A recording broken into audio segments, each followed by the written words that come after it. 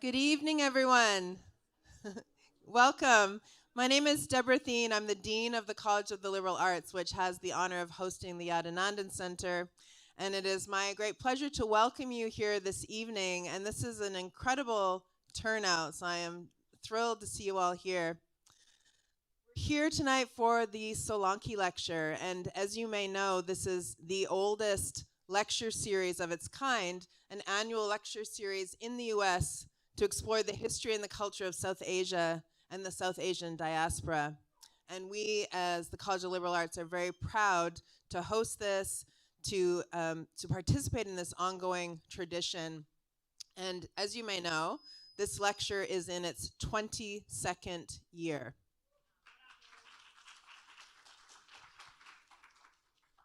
This would not be possible without the Solanki family, and especially Mrs. Nalini Solanki, Harish Solanki, for their founding gift and their ongoing dedication to the Yadanandan Center for India Studies, which explores the history and the culture of India, South Asia, and the global South Asian diaspora, and of course is the home of this lecture series. The late Uka Solanki and Nalini Solanki made their first donation to CSULB because of their frustration over a general lack of the teaching of Indian history in public schools, and more broadly, an undeveloped understanding of India and South Asia on college campuses and elsewhere. And indeed, alongside this annual Solanki lecture, the Yadanandan Center provides for teacher trainings and sponsors events throughout the year, under the expert leadership of the center's previous directors. I see you, Tim Kern, and its current director, Mihir Pandya. And I'm very proud to say that under their directorship and thanks to the Solankis, this vision has been brought to life. So I want to thank you once again, everyone, for being here this evening on behalf of the college, and I would now like to invite Dr. Mihir Pandya to the podium to introduce our esteemed guest speaker this evening.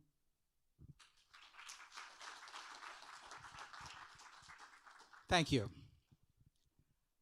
So I was sitting down yesterday to write the usual two-page academic introduction where you attempt to somehow distill a lifetime's work into a couple of paragraphs, or use some essay by Benjamin to somehow provide your own deep analysis of somebody else's work. So instead of doing that, I thought I might just say a couple of things. First is thank you all so much for coming. Welcome. And it's a great pleasure to have the chance to host the events like these, and I really appreciate your support. So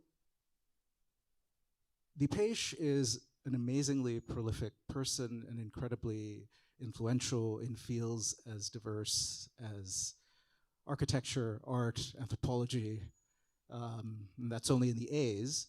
And his work is covers a vast field, and of late has become, has increased his aperture to perhaps the grandest scale. And it's in that genre of work that he'll be speaking about today.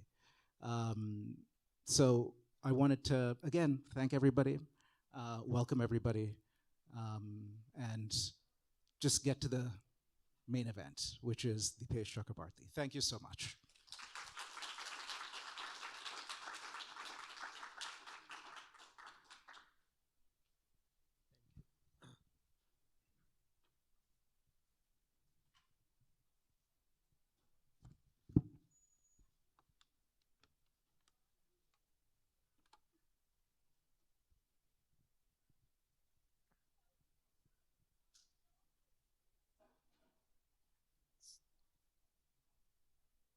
Sorry, I'm just putting my timer on.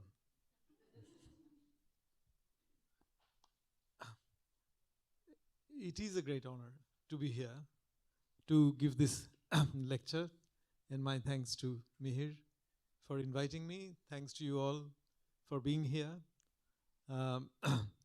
And I only have to look at the names of the people who've given this lecture before me. This is the 22nd, I'm the 22nd person, to know how much of an honor is being done to me. So I'm very grateful for all that. I also have to start with sharing a personal fact with you, which is that I've only recently started to wear hearing aids. And the problem is that before, people couldn't hear me very, very well, or I couldn't hear them very well. But now I hear myself so well that I don't know if I'm speaking too softly for other people. So if my voice fails and you can't hear me, just I mean, my wife is an academic, so whenever she's there in the crowd, I tell her, give me some signal, and I do it with students. But please, may I also do it with friends here, because I have a soft voice, and I hear myself so well that I think I'm already shouting when I'm probably not. So with and then I'm a Bengali. I like Italians. I get animated, and the microphone moves away. Particularly when I get into an argument. So please do tell me when you can't hear me. So I want to come to the question of climate change, and as Mihir mentioned, I've been working on writing on climate change from the first decade of this century. I got interested in climate change through some very wild bushfires in Australia in 2003, where around the city of Canberra, the capital, and that's where I'd done my PhD. And Australia was the country where I learned to love the outback. I mean, I grew up in Calcutta, and Calcutta didn't have an outback; it had an hinterland, and and the outback was on the screen, and all the places I loved got totally destroyed.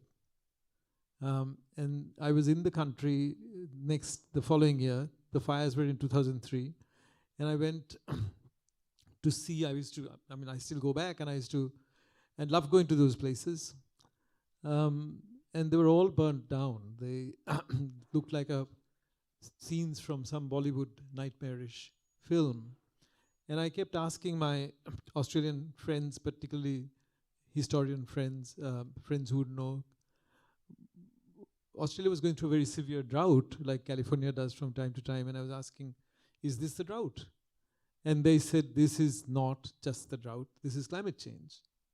And I hadn't heard about climate change. So I began to read up. I mean, that's another story, that even though IPCC was set up last year, sort of 1988, but historians like myself were still unaware that something like that had happened. So I began to read up, and the first thing I realized was that everything that was being said kind of challenged some of the fundamental assumptions of my discipline, the discipline of history. And that's not what I'm going to talk about, but I then wrote an article which was called The Climate of History, basically trying to say that climate change changes the climate of history, not history of climate. And I was hooked. And other people began to criticize what I was writing, which has always happened to me in my life. And I kept trying to answer the criticisms, and that's how the work progressed. But my work on climate change was very abstract. Sometimes I tell people I've worked on climate change. They say, oh, give me the book, I'm very interested. And I said, it's like a book without pictures. But what happened a couple of years ago, 2 or 3 years ago, when I was actually the faculty director of a center that the Chicago University has in Delhi, a young anthropologist in Calcutta, which is my hometown. Her name is Sukarna Sarbadhikari. Her work I knew. She was very interested in the Indian tradition of devotional practice as bhakti, as we call the tradition. And she had worked particularly on sound instruments that are used in that religious tradition to celebrate Krishna, to celebrate their festivals. So So I knew her as somebody who was an anthropologist of religion. And she had also written about Hindu domestic rituals of auspiciousness. And in that context, she had written about this object you have on the screen, the conch shell. In Bengali, we call it shankha. The Sanskrit word for it is shankha.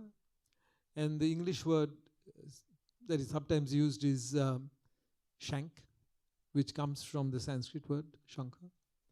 And and it's an object that's venerated in Hindu traditions, Buddhist traditions, Tantric traditions. In the Indian epic Mahabharata, Krishna announces the war by blowing on his conch, a very famous conch called Panchajanya. Vishnu,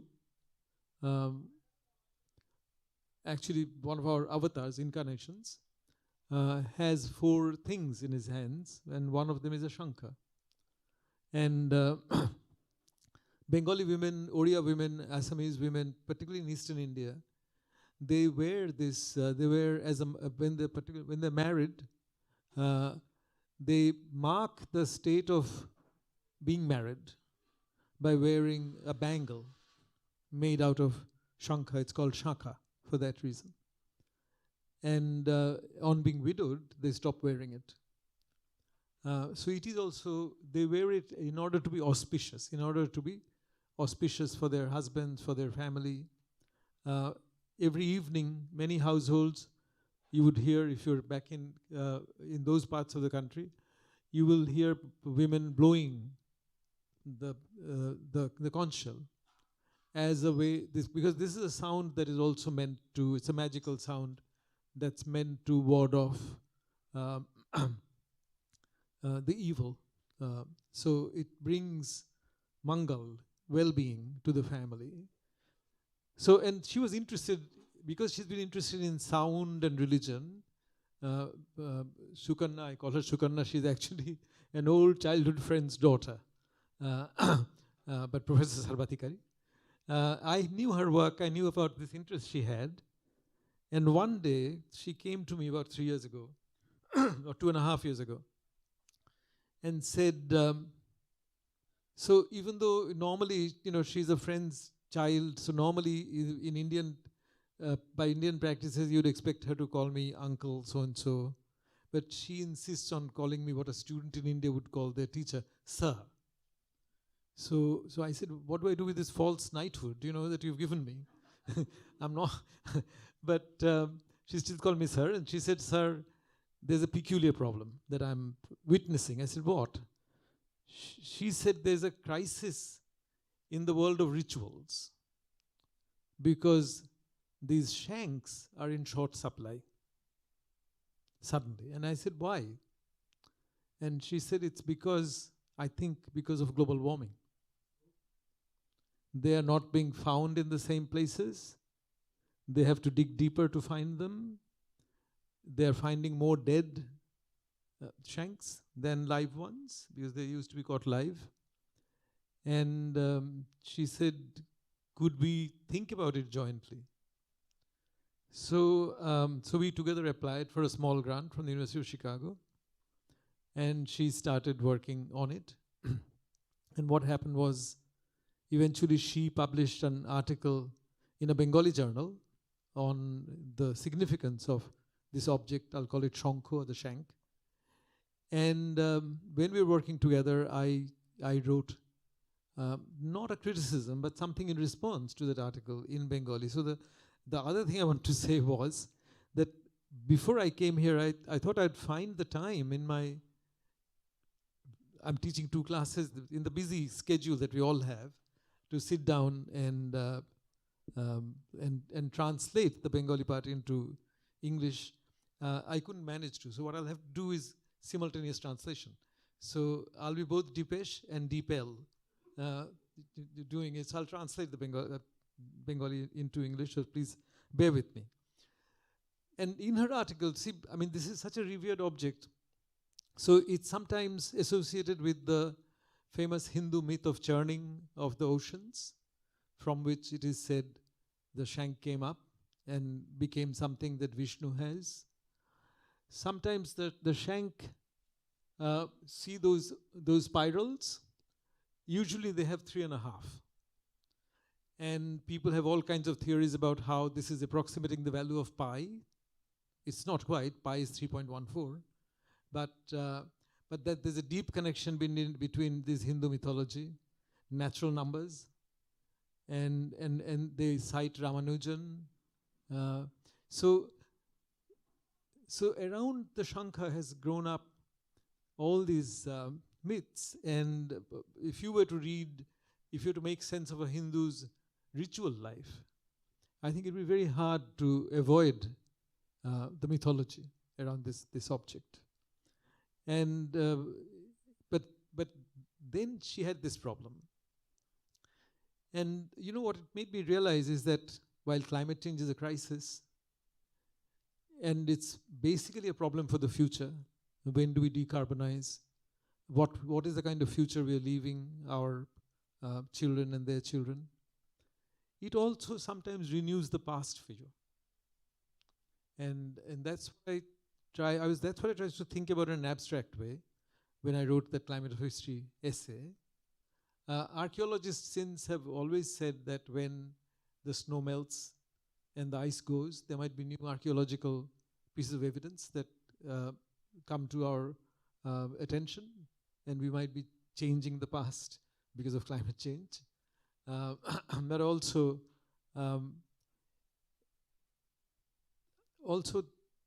the other reason why I think the learning about the past is important is because, at least to me, it's clear that our overly consumerist and wasteful lifestyle is very hard to sustain for 8 billion people. We have benefited a lot from fossil fuel and access to energy, there's no question. So there's a peculiar problem we face with regard to the future, which is to keep the benefits but then live in a different kind of society. One of the benefits of the factors that have caused the climate problem is this longevity we enjoy now. Venki Ramakrishnan, who got the Nobel Prize in chemistry, who's actually a biologist, has a wonderful book called Why We Die. And if you read the first chapter, he'll tell you that for most of our history, the average lifespan was less than 30. Most people died before 30.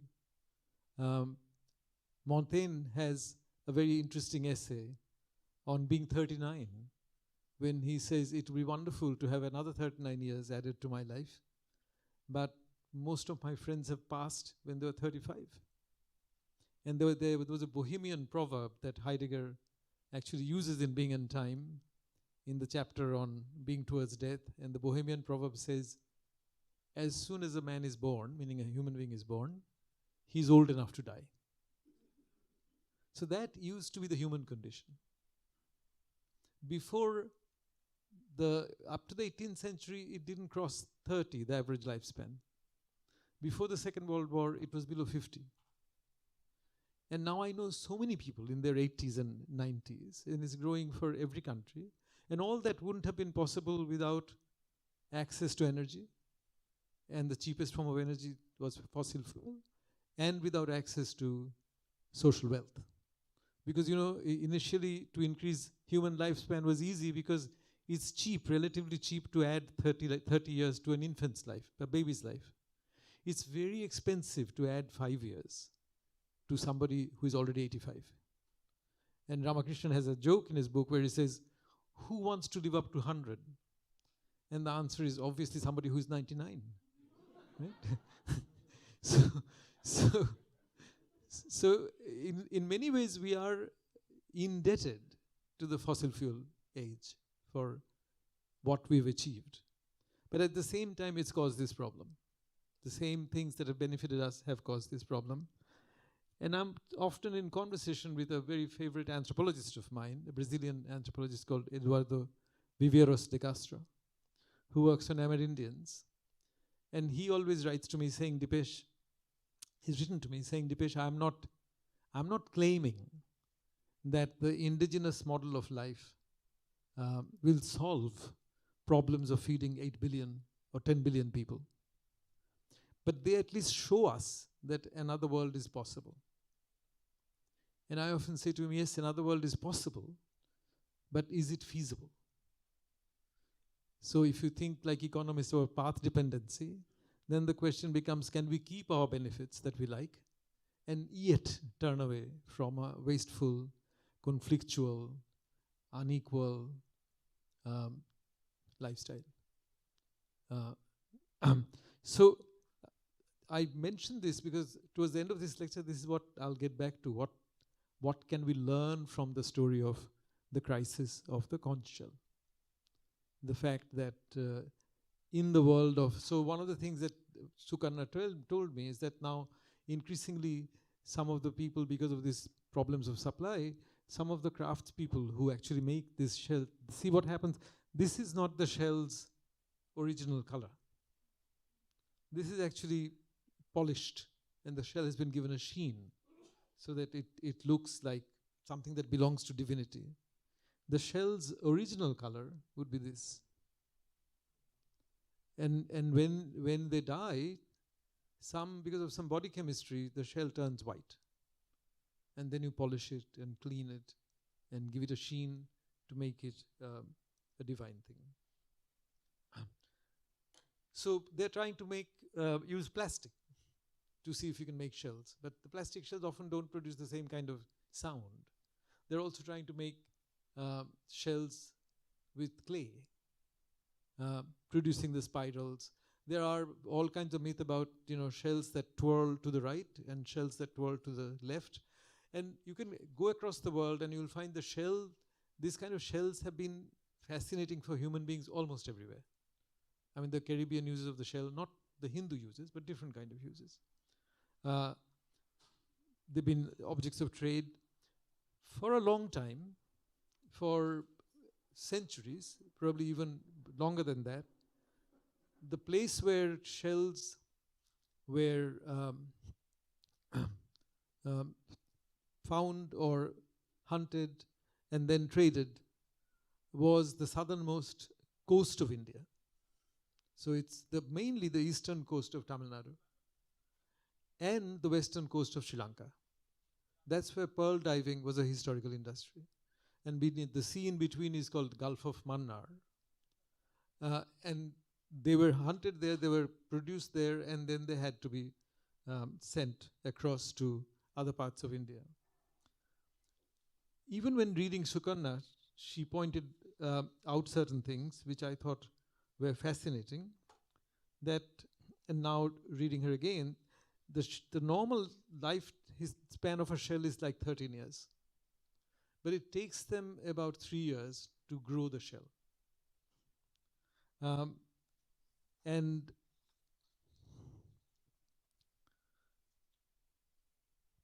so you have to actually wait. These days, often because of all kinds of reasons, both anthropogenic, like pollution of the seawaters, but also climate factors like the growing acidity of the seawater means that sometimes they don't grow to maturity. And then the immature shells don't do the job very well. So that's why plastic and clay, they're looking for substitutes. It's affecting their business. And it's affecting the whole question of all the rituals that actually keep the home safe, in which the shells play a part.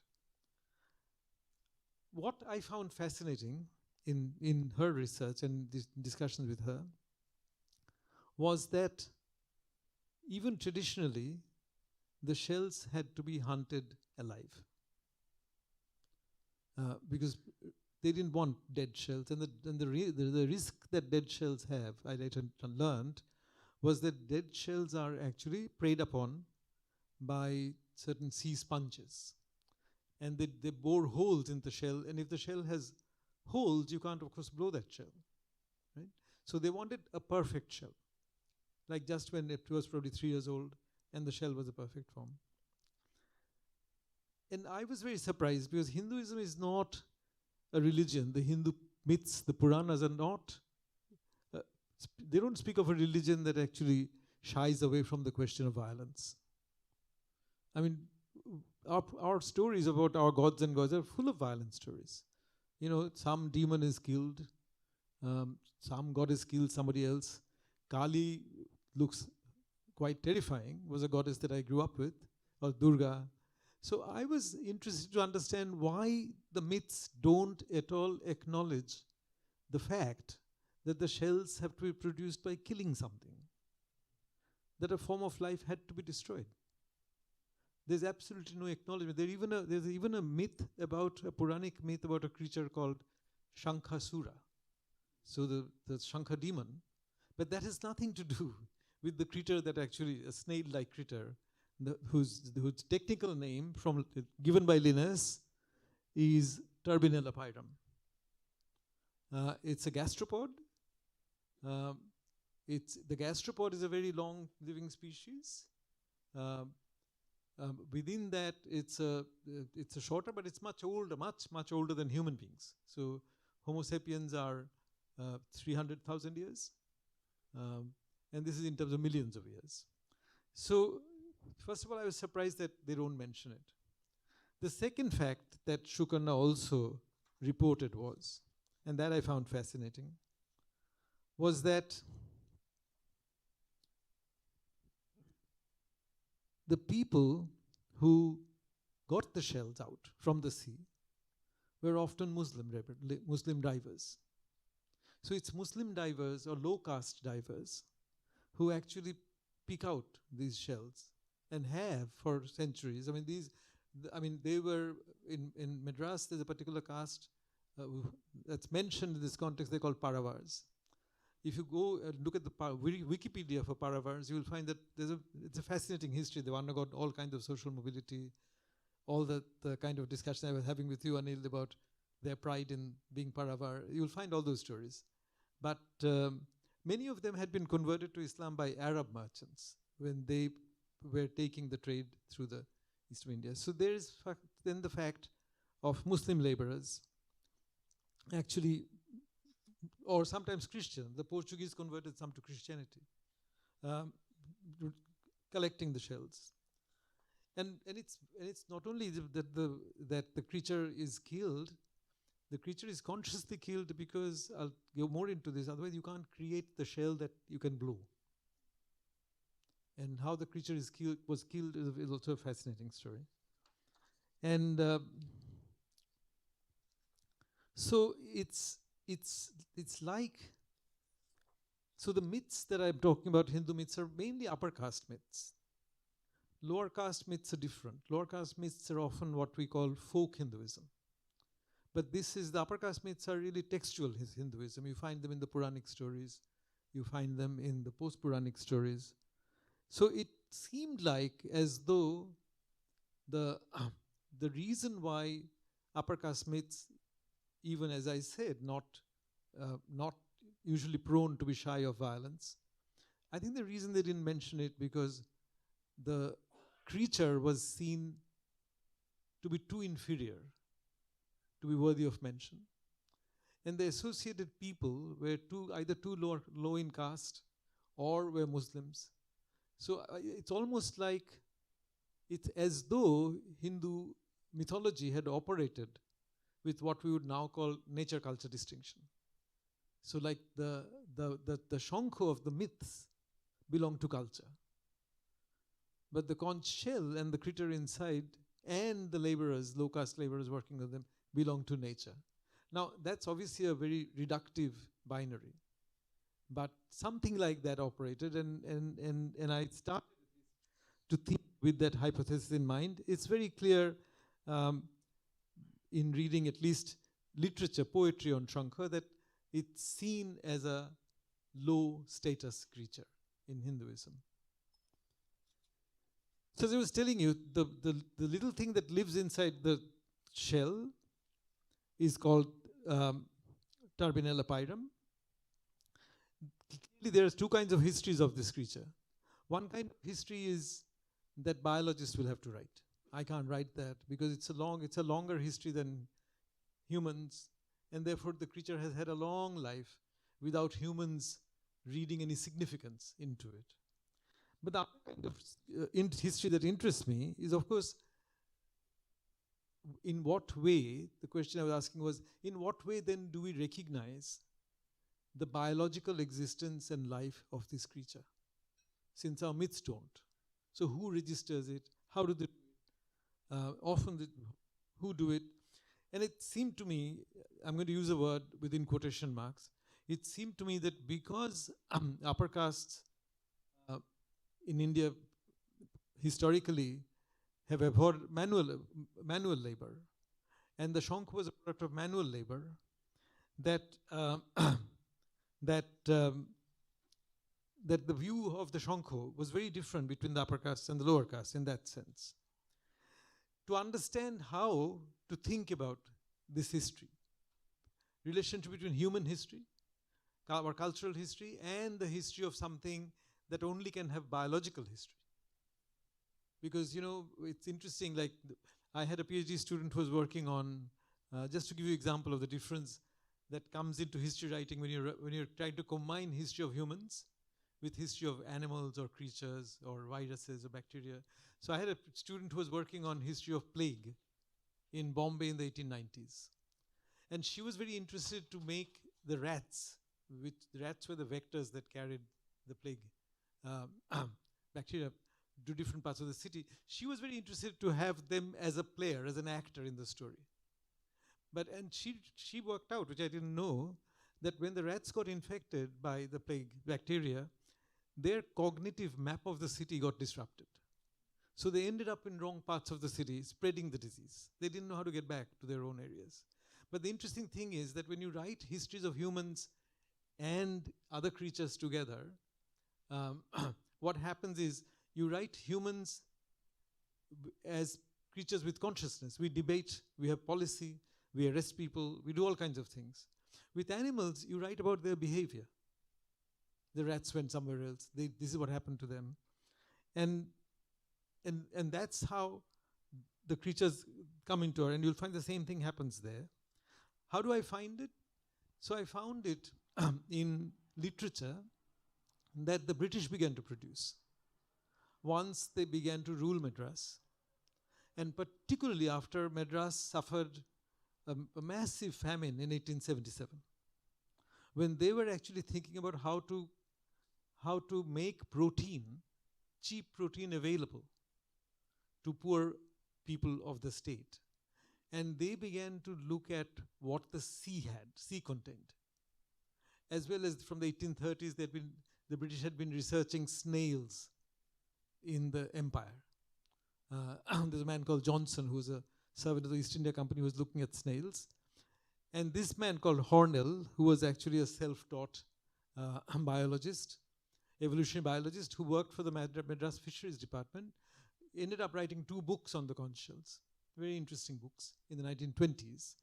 And actually his book had a lot of discussion of, of the people who actually hunted the shells, these Muslims I was talking about. So as I said, so on the Indian side, most of the shells were collected at places, some of you will know this place is Tuticorin, which is now called Thoothukudi, Ramnad, South Arcot, Tanjore, Trivandrum, and on the Sri Lankan side, from Puttalam to Trincomalee. So then I realized, reading that about these laborers, that there are 5 or 6 ways in which the history of the conch can be recovered. You can't recover it from the myth.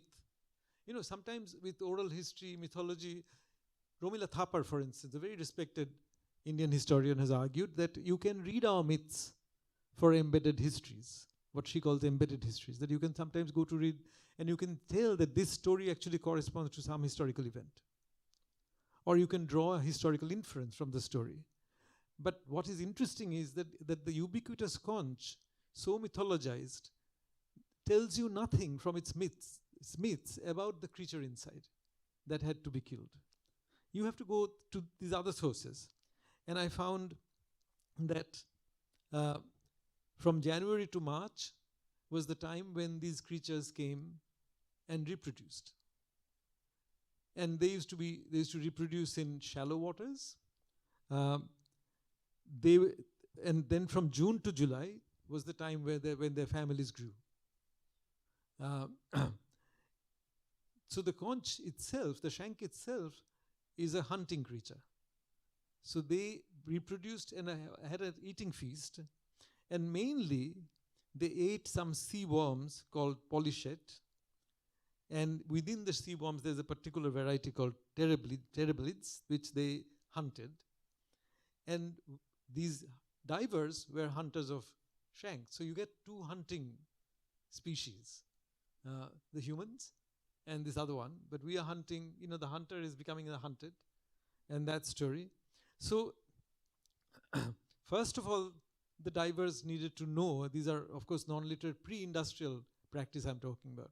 Even though Hornell was writing when the steamboat had come, but he was writing about labor practices that were much older. So the divers had to first of all know where they bred, the part of the sea. They had to go there. And secondly, because these are shallow waters, they had their, as I showed you, you had to find them in sand. So their normal camouflage is this color, a beige color. So they actually had to be able to identify them. And they actually had to be able to mark their tracks as they're moving through the water. So these are skin divers. So, no binocular, no glasses, no oxygen cylinders. They're just diving, holding their breath, catching some and coming up, right? And because they're congregating to reproduce, they could come up with a few. So first of all, they had to then tell which sand mound, sand heap was actually covering a shank. And therefore, if there was a strong wind blowing, the water would become murky. And they wouldn't be able to catch as many. And so they had all kinds of their own mythology. So they had all kinds of quasi-magician, religious people do all kinds of rituals to make sure that the wind was not blowing very strongly. Because if the wind blew strongly, then it took them much longer to get to the spot, because then they had to row. But otherwise, they could just put the sail up and go. So the wind was absolutely critical, and the stillness of the water was critical. Secondly, the second way the creature's biological life comes into their practices is the murder. I'm calling it a murder, because from the creature's point of view, they're being killed. And because as I told you, the dead shells are sometimes attacked by a sea sponge called Cleon, which makes holes. And therefore, the divers had to kill this creature, and it's not easy to kill a little creature inside a shell, because they said the shells were so strong that only a shark's teeth could break it. So therefore, and the muscles that connected these little creatures to the shells, that particular muscle was called the columella. And Hornell writes, the collumellar muscles are extremely powerful. It's well near an impossibility to extract the animal intact from its shell even after death. And the Muslim divers used to do that. The third way they registered the biological life of this creature is that both when it was alive and when it was dead, it emitted a smell that to human nostrils tasted like stink. So for that reason, traditionally, the people who employed these Muslim or low-caste divers often got them drunk. And Hornell himself talks about early part of the 19th century when two European fortune hunters, one called Mr. Bata, another called Mr. Koch, who used to import all kinds of alcohol and things and also give gifts to these people to actually encourage them to do this work. Barter actually went one step ahead and he used to import rum from the Caribbeans. So it's actually very interesting to think how the work of the African slaves in the sugar islands, the rum that used to come to America as well, right, is also going to actually extract what I'm calling labor, under quotation marks. I'll later explain why I don't want to call it labor, but I'm calling it labor, to extract that labor from these people. So it's a peculiar way in which this is a global situation by then. You can see globally different kinds of laborers are working together, actually. So the product of some people's labor, rum, is actually mixing in with the labor of these Indian divers in order to produce the shank. The divers themselves would sometimes eat the shank, even though it's smelt. And that was something that the British encouraged after the famine. So Hornell writes that prior to the Great Famine of 1877, the divers did not eat the flesh of the shanks, but since that year, their habit is to extract on the run home from the fishing ground as much of the flesh as they possibly could with the aid of a pointed iron rod. On arrival ashore, each man has a little palmyra leaf basket, more or less filled with shank meat, consisting of the muscular parts of the foot and the head region for conversion into dried slices to be subsequently sold in the bazaar. But the stench was so awful for human beings that after you had collected these shanks, and you couldn't extract everything because some of the muscles were still sticking to the shell, and the smell was offensive. So they used to create a warehouse of these shells away from human habitations. And this is like a Bruno Latour chapter of the story. And they used to keep the windows open so that the flies and maggots would come, eat the rotting flesh and complete the job. So they were not only dependent on wind being managed by their magic experts, on the sea not being too turbulent, clear water, but also on maggots and flies. So this is kind of a many little, the wind, the religious, whatever the magic mantras were, flies and maggots all working together to produce the sacred shank, and that there's not a hint of it in any of the mythologies. And so it's almost like what Bruno Latour calls actor network theory, that we don't just work, many other actors work with us, together with us. And you belong to this networked work, and therefore he would have been against just extracting the human part of that network of action, extracting it and calling it labor, because the wind is laboring as well, right?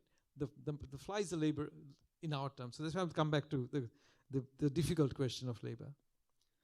And then comes the labor of the people who actually then buy these shanks and make them into the shonko that is mythified, that you can blow. Because it means, first of all, see, the pointed end is closed when you hunted it. So you have to bore a hole. Otherwise, how will you blow air into the thing? And then the air has to vibrate at a particular frequency for the particular sound to be produced. It has to go through this. But the inside, the body of the shank has many compartments. In one of the compartments are stored their eggs, for instance. So it's the job of the shankha maker to destroy, to take down all those compartments inside the body in order to produce. And it's from that point, the shankha makers are Hindus. And at that point, they will actually explain their work in terms of the mythology. So the mythology comes up to the shankha maker. And they would say, we are doing this holy work for keeping our homes auspicious. By then, there's no stench. The flies have taken care of that, right? So you've come out of this whole world of collective work to a work that is relatively less collective, that the craftsmen are doing it. But with that, even so, you still have to work on the shell to produce the sacred shell. So let me then come back to where am I in terms of my timing? Just let me quickly check. don't want to bore you. If you get bored, just look at the pictures and I can change the pictures for you. You know, I always, what Louis Carroll said, what Alice said to Carroll, what Alice said is really what I remember, that what's the use of a book without pictures, right? What's the use of a lecture without pictures? So it's fascinating that what I find is a shared trait between, let's say, upper caste, what I'm calling upper caste Hindu mythology or Brahminical mythologies, commodity fetishism, as Marx talks about it, and Platonic idealism.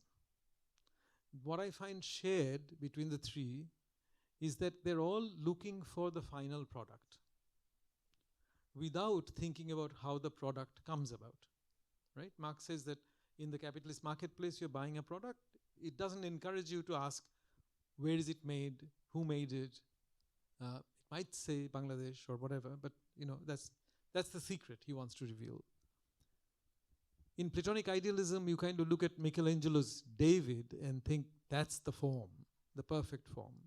Or even Plato's Republic, that cave story, that there are these people who have always lived in a cave, never seen the light. Once they come out in the light, the first thing they recognize that here's a tree, here's a bird, here's a stone, because they recognize forms. So you think of a world where forms come to you completed. What I think the story of the shank makes clear, and particularly now that you don't get fully formed shanks, that form doesn't come from anywhere. Form is always the shape of a thing, something that exists. Even when you say a mountain has a form, the mountain has to exist. The form is something that is actually embracing something. It's coming out of something. So we are better off thinking about forms in formation, and the point was made very beautifully by Paul Valéry in an essay in English. He wrote it in French, an essay that in English is called Man and the Seashell. And this is what he wrote. His point was that, you know, in nature, in biology, the shell of the shank or the snail or the gastropod comes out of its body. The shell is formed as this creature is growing. It's a mistake to think the creature is the inhabitant of the shell. It's not. It's not. The shell is part of its own biological body. And he made this very interesting point that when we draw a shell, we don't draw it as being formed, not in process. When we draw a shell, it's already formed. And his point was that, you know, we artists cannot reproduce the process through which form is formed. So he actually wrote, he said, we can conceive of the structure of these objects, and that is what interests us and holds our attention. But we do not understand their gradual formation. And that is what intrigues us. We do not understand their gradual formation. That is what intrigues us. Although we ourselves were formed, we ourselves, that is now humans, were formed by an imperceptible growth. We do not know how to create anything in that way. So we artists cannot grow a form. We artists can reproduce a form. So the distinction between an idealistic view of form and the one that I'm proposing is to be able to see forms in formation. I'll tell you why I find it is interesting. So the philosopher Gaston Bachelard, in discussing this point about form in formation, I'm now become an academic, so please excuse the abstraction of it again.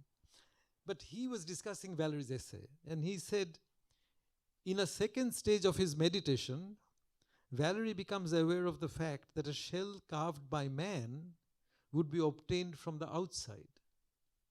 A shell carved by man would be obtained from the outside, whereas the mollusk exudes its shell.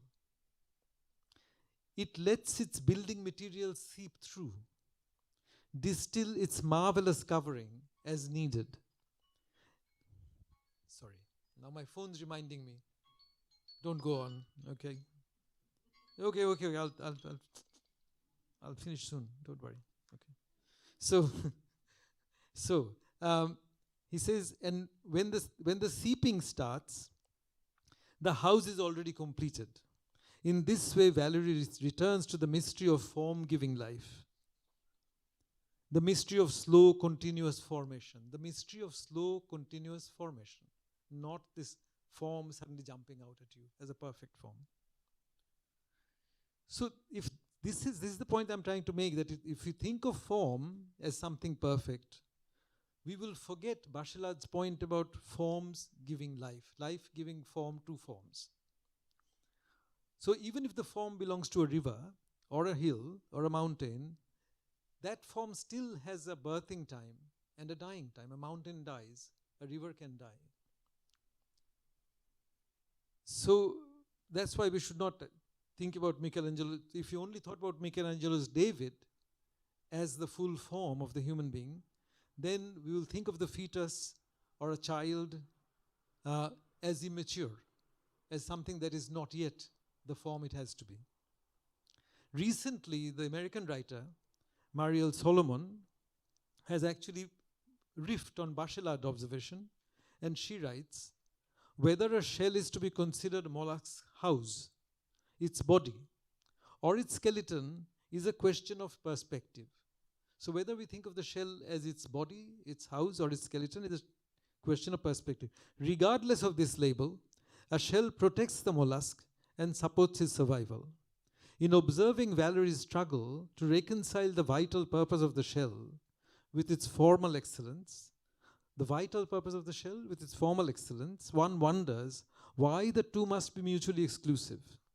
Concluding his analysis of Valerie, Bachelard discusses the illustrations made to accompany his book on shells, La Coquille, chapter of Valerie's anthology. Paul A. Robert calculated the valves of his brushes and the relationship between pigments before he began to paint. His hands pursue the image with utmost intention and care, an expression of Valerie's formal ideal rather than the mollusk's own means of production, exuding its shell with both necessity and indifference. In the book, Bachelard remarks, the house turns out to be so beautiful, so deeply beautiful, that it ought to be a sacrilege even to dream of living in it. So unless it grew with it, the house grew with yourself, it would be a sacrilege to go and live inside such a beautiful building, right? So I think what Shukarna has shown her in her past work, that in the imagination of upper caste people, Hindus, the shank, takes its place between humans and gods, on the side of the auspicious, inside the relationship between the auspicious and the inauspicious. And that imagination is widespread, beautiful, familiar to us, and it actually goes through my life, of course, through the literature I read, the religion I've been given, and my everyday habits. But this imagination of the upper caste Hindus has been forgotten, has been based on the forgetting of the history of biological life. And the main reason for that is that in that imagination, form, perfect form, has been imagined as something separate from life. And that's why that murdered critter found no place in the Puranas. And in Hindu mythology, there's a lot of distinction between a murder, killing somebody, and hunting. But the critter is seen as neither hunted nor killed. So it's completely outside those two categories. So I came to this Shukarna telling me that mature shanks are going down in number, that there's a crisis in the world of religion, in the world of rituals. And I realized that this absolutely has to do with the crisis of biodiversity that we're facing now. And if you have to understand, now I'm coming back to my climate obsession, if you have to understand the importance of biodiversity, then you will actually have to think of the human form. The form, the matter that Bachelard called form giving life. You will have to put the human form in the context of history of life, because this life is biological. And that's why if I have to think of a human being as a form, I should not think of that form, like Michelangelo did, as something separate from the many different forms that life goes through. Only if you imagine us as vertebrates, you will see that our form has a lot in common with the forms of other vertebrates. And so in the story of pre-modern labor within quotes, where humans, when they're out hunting something or collecting something, without a much role for electric or steam or diesel power, that was a form of labor in which the air, the light, you know, as I said, if there was not enough light, you wouldn't be able to see the tracks of the shanks. Whether it rained or not, all of these were your actually collaborators. And the history of this action, this labor that Hornell has given us, was one where steamboats had just come. And I think there's something to be learned from that consciousness that always showed us ourselves to be working along with other agencies in the world, right? I think the story of technology is actually a story of human triumph, or at least human attempt to kind of enjoy triumph, defeat all these other agencies. So when you get a boat, fishing trawlers, which are actually destroying the seabed, which is why the shanks are dying, you assume that I can go out in any weather. And so if you can look at technology as a way of forgetting how much we work with other agencies. When the British came to India, one of the things they were very proud about was having built roads they called all-weather roads. When the railways came, you know, Proudhon, the French philosopher against whom Marx polemicized, wrote a couple of very purple passages about what railways were gifting us. Now we can travel in bad weather, he wrote. Right? And so you can look at history of technology. The history of technology is deeply connected, I'll just say this, is deeply connected to a human intellectual history of romanticizing labor as a key category that mediates the relationship between man and nature. And that's what Hegel's doing in the philosophy of, in the phenomenology of spirit. And Marx takes over from that.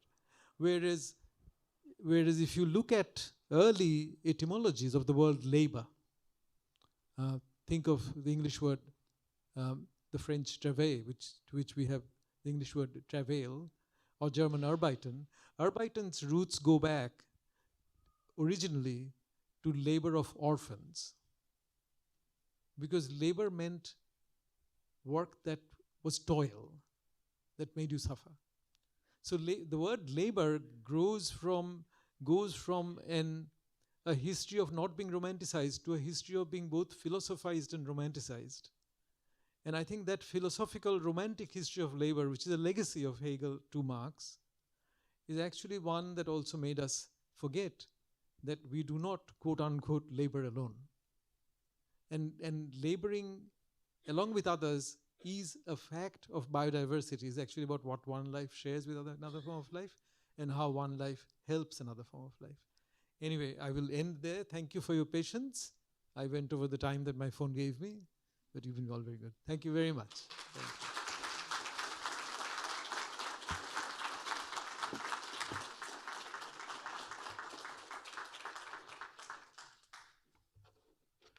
Thank you so much. Are there questions?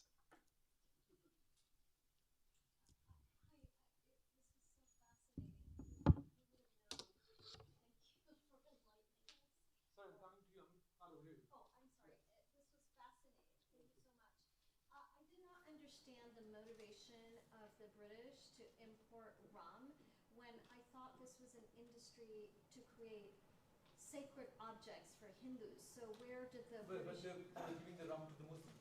But why? Why are the British Because doing that? they wanted them to go, because see the work, it's a hard work, Yeah. and the stench, it was unpleasant. Right. So first of all, they wanted them to go out blind drunk so that so that they could stand the I stench. understand that. But Right. why? What role did the British have in that industry? Because they were trading in it. They had taken it over from other traders. Because it was big business. So remember that pearl is the same kind of people are actually also looking for pearls. And pearls had a global market. And pearls also you take out of oysters, right? Yeah, I So understand. So the British took this. they took over the trade. from Yeah, the yeah. locals. They were making profit. They were making profit. Yeah.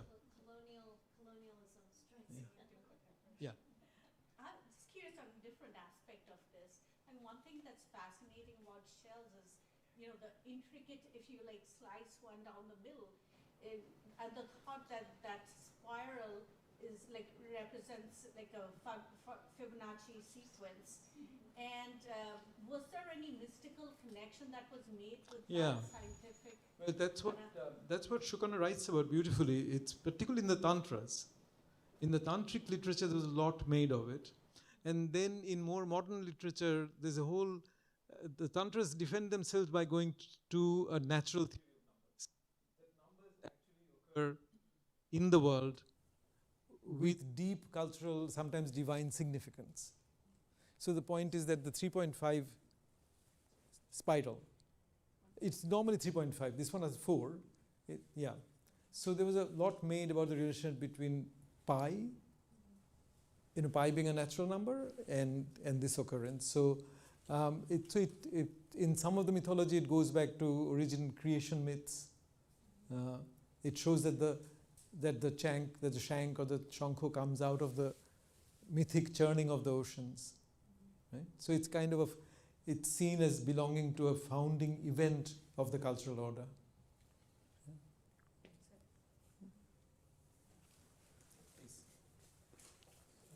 Yeah. To say thank you very much for the talk on conch shells. Yeah. It brought back the memories of early childhood in Mandapam near the Gulf of Mannar Right. in the 1950s, where I hunted for these conch shells and collected them. Right. But the point I want to make is, and I'm sure you know about this, but apart from the British, someone else who was very interested in this and seems to have alluded to it was Jules Verne. Yeah. And in 20,000 Leagues Under the Sea, he Yes. talks about the Right. pearl Yeah. fishers of the Gulf of Mannar and how Yeah. he tossed out bags of pearls to them when Right. his submarine, surfaced. Yeah. I Sure. just thought Yeah. that was No. interesting. Thank you. Thank It only goes to show how well known this industry was. Yeah. Please. I think. May I give it to Professor Hinduja first? I think I saw him first, and then come back to you. Yeah. No, I come from the culture in India and also the religion, the dominant religion, the Hindus. As do I. Okay, so I was fascinated to see that the shank, which is such a emblematic thing, it's Yeah. in the arm of the goddess, Right. and the opening of Vishnu the has wall, it. Shankachakra. everything. But inside of it, there's violence involved. That's what I. But the interesting thing is that Hinduism doesn't shy away from violence. That's So I was the thinking, point I was trying to- why is this not accepted, admitted? Yes, because see, the modern Indian culture, Hindu culture is, Right. vegetarianism is so, Oh, yes, that's how true. can you think no, like yeah, this? yeah. And of course, I don't want to mention Sure, a yeah. particular animal. But as That's you know, highly vegetarians revered. can be very Okay, aggressive. but the We point want- is, there's been, ever since the Vedas, Yeah. ceremonies about animal Sure. sacrifices Sure, and all that. yeah. So it's been there like No, any totally. other So culture. that's why, any that's other why there culture. must have been an implicit hierarchy of creatures. This is too lowly. It's associated with the low castes, eventually with Muslims. We don't eat what they eat. I mean, if you look at the caste system, I mean, Ravindra Khare wrote famously about this. It's also a food system. Right? So that's why this the completely unacknowledged status of the killing struck me as fascinating. And that's what got me interested in how to think about it. Yeah. I think you had a question, and then This is thank you very much. This is taking it maybe in an opposite direction, Sure. though. But I wonder if if you were thinking about climate change has impacted the oceans much more than the surface, right? And so ocean acidification and ocean warming is much more extreme. And I was wondering, have you found, or your student found, that that's what's affecting the conch shells? Oh, and very it's also a kind of yeah. that they're dissolving. Yeah, Ocean so- acidification yeah. makes So mollusks dissolve, right? Yeah. Actually, Shukon, this wonderful anthropologist I'm working with, she has done the field work on the contemporary situation. And what she shows is that it's being affected. So Tutukudi, which is one of the main centers, has been for centuries, Tuticorin, for conch shells, that some pollution is contributing heavily. Local pollution from factories, effluents and things is also contributing to the death of these shanks. The other thing is trawlers and the fishing nets that are constantly upsetting the seabed and kind of changing it, pushing sometimes these creatures even further down. So there are a lot of things that are. So she came to me from a sense of a contemporary crisis, which got me interested. And then I was reading the history of it, and I was immediately fascinated by the absence of any acknowledgement of the killing of a creature. And why not? As you were saying, there are so many other killings that's acknowledged, or sometimes animals are sacrificed. So I was interested in that division between animals or creatures whose murder is not to be acknowledged, and creatures whose murders would get cultural significance in hunting, sacrificing, killing because enemy is bothering us. Yeah. And now we have to worry about deep sea mining. Right, that's true. 600 million acres or whatever, they said, yeah. But I mean, life implies taking other life, isn't it, in some ways? So why should it be acknowledged? No, I mean, but taking some lives is acknowledged. I see. See, like, let's say the Ramayana begins with the condemnation of a Nishad, a hunter, killing 2 birds, right? Dasharath, when they're mating. Absolutely. Yeah. But so there are many different ways in which these kind of killings are acknowledged. We know about them from the myths. This one isn't. Even though the practice has gone on for centuries, even more than centuries, sometimes thousands of years in this case. Yeah. Hi. I just want to first say thank you for this talk. It's really interesting. And I just wanted to ask about the cultural significance of the conch shell. You said with Hindus, like obviously it's this revered object. I'm wondering if you have any context to the history on what it meant to the laborers or the Muslim laborers. How did they feel about this? Is this influencing their culture? On the Muslim laborers, I hope to learn more from what Shugana is doing, but she gave me some pictures. Let me see if I can. So that's the one with 3.5 spiral, and then, so this is what, now they don't find conches, they're trying to make them with the spiral. Because the spiral is very kind of theologically significant to them, right? And the Hindu Shankhari, people who make the Shankas, they, at least in Bengal, they worship this sage called Agastha. I don't know the connection, but the Agastha is the sage for whom Vindhya is not as, the Vindhya mountains are not as high as the Himalayas, because he told them, they bowed to show him respect, and Agastha never returned.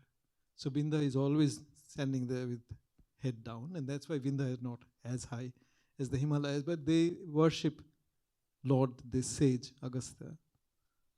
As to the Muslim drivers, what I found interesting is that they share in common with, say, ex-untouchable people from UP or from Hyderabad, people have read about. So they share the fact that they don't have many abstract divinities, but they have many local divine powers, good power, bad power, that either help their work or hinder their work. So when they set out to do work, but that's why I'm saying it's a slightly a misnomer to call it work, because they're actually trying to induce other agents to work with them and not against them. So I don't have a word for it. That's why I say labor sounds like an abstraction, as if only they're laboring. They're actually trying to induce other things to labor with them. But these are spirits of positive and negative kind, and they have ritual specialists of their religions who come and try to ensure for them that the wind will blow, that the sea will be calm, that the sun will be shining so that you can see into the water and see the tracks. Right? Yeah. But I haven't read any more in detail about the Muslim drivers. I see. But Shukana has just finished more ethnographic research, so I'm hoping to learn more. Thank you.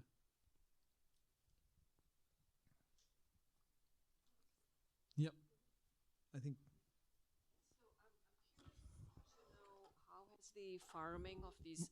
Would you mind, microphone, Yeah, please. would you happen to know how the farming of these conch shells has changed with more technology available? Yeah.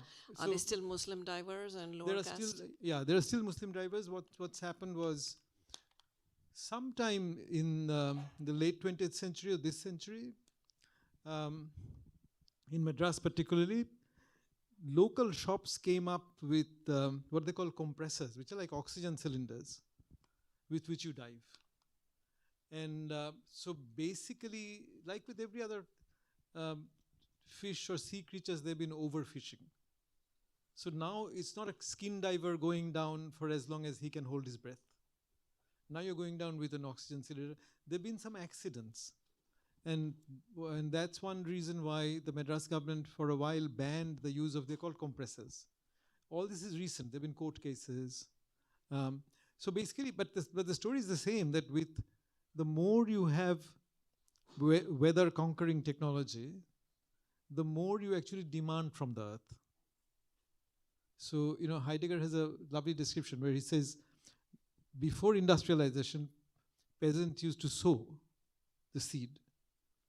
And even if you had a windmill which didn't work on a turbine, but worked when the wind blew, you were still at the mercy of the wind.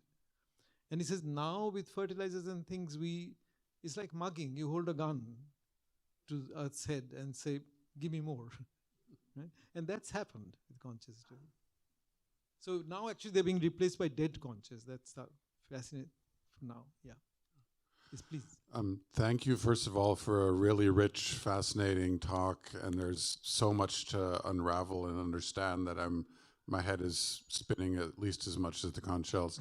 I was wondering if you could maybe pull together some threads about how this fits into your thinking about how we need to think and write about history. Right. So I could, at the very least, I could see something about, thinking about labor in different ways, about thinking about what we forget in history, about thinking what kind of sources we think about in history, about how, right, in the Anthropocene, we need to think about history differently. So how has this particular, I guess, case study or example, how does that fit into your bigger... Okay, no, thank you very much. So one of the things I've been trying to develop in my head, well, I have to give 3 lectures in Cambridge in October called Smuts Lecture. The first one is about the history of longevity. And I think we have reached a conundrum where we all enjoy the fact, and we're beneficiaries of the fact that we live longer. And it's enjoyable on the whole, otherwise we wouldn't want this option. And something that happened through the accidents of history and technology and economic growth has now almost attained the status of a right. So if you look at Amartya Sen or Martha Nussbaum's ideas about capability, in Martha's Charter of Capability, the very first right, she calls it capability, is the normal span of human life that technology makes available. She doesn't say technology, but without technology, you just wouldn't live this long.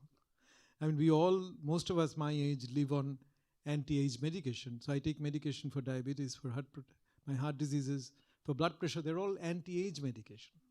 My I've had cataract surgery, I'm wearing hearing aids. They're all anti-age devices. So, so without the technology, you wouldn't have it. And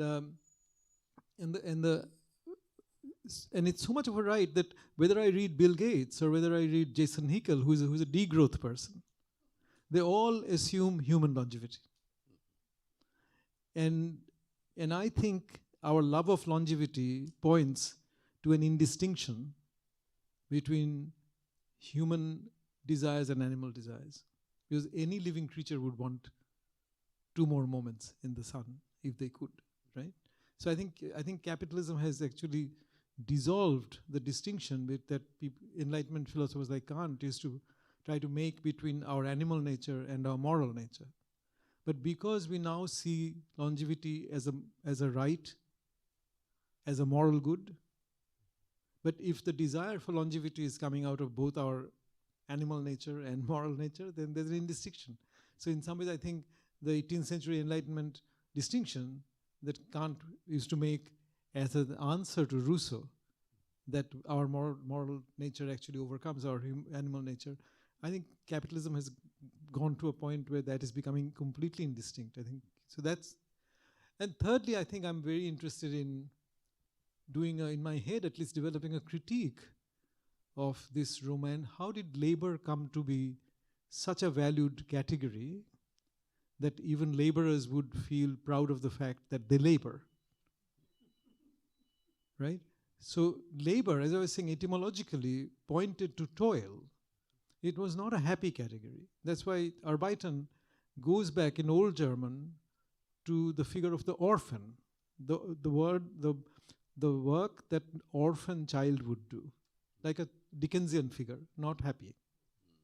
But by the beginning of the 19th century, in Hegel, it's clearly a romanticized category, because the slave, in the chapter on master and slave, the master is ultimately dependent on the slave recognizing him as the master, and therefore the slave has ultimate power. And there's a direct connection between that and Marx thinking that the working class will save us all. That, while that has been enormously productive in giving rise to resistance to capitalism and all of those things, but it is, I think its deleterious side is that it extracted the fact of acting from all the other things we act with.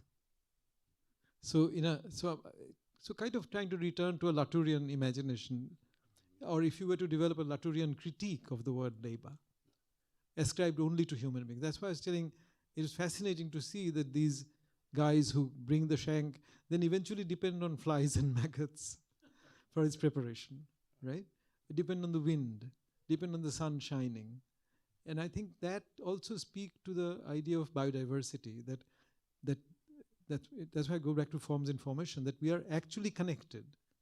Forms are connected, the vertebrates are connected, mammals have certain other formal similarities.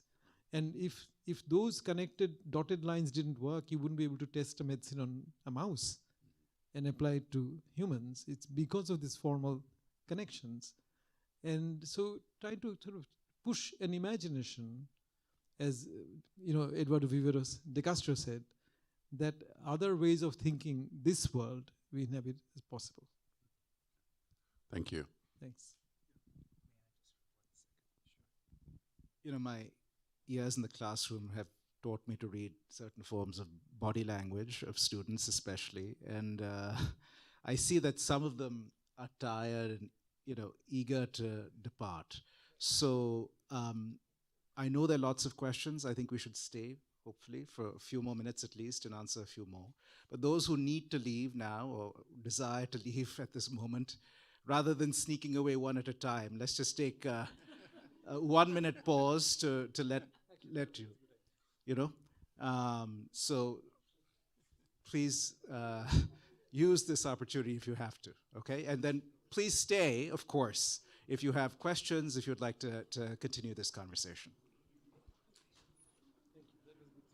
Just because otherwise it's going to be a parade. Yeah. You know? Do you want to try to get a group photo?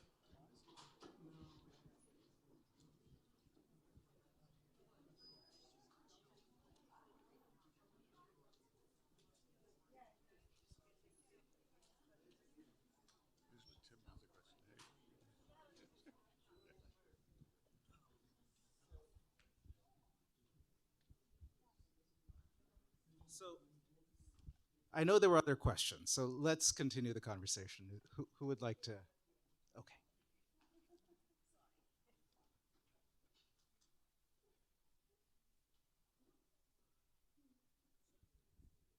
Thank you for this deep insight into the conch harvesting and the significance with the mythology.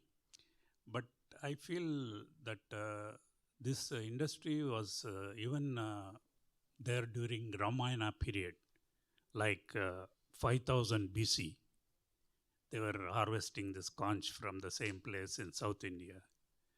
So now the Muslims came into the thing between 600 BC. There was no Muslim before that. So this, after 600 BC only the Muslims came into picture. There was no Muslim in the. So these laborers were actually converted to Muslim. Arab merchants converted. Probably that is why, because they were downtrodden and they wanted to convert to Muslim so that their status can go up. Yeah. So that's what I feel. These laborers were not Muslims before. Originally, no. And you're right. I mean, it's been, it goes back. I mean, the trade in conch in different parts of the world is a very ancient trade. Humans have been fascinated with this form. You could actually pick it up on beaches sometimes, right? So the trade was also very ancient. So no, I mean, the Arabs converted them, and the Arabs only come after 12th century to this part of the world. And then the Portuguese came and converted some to Christianity. Yeah, and many didn't convert. Some of the Paravas didn't convert. Yeah, that's what I. Yeah. Thank you. Yeah.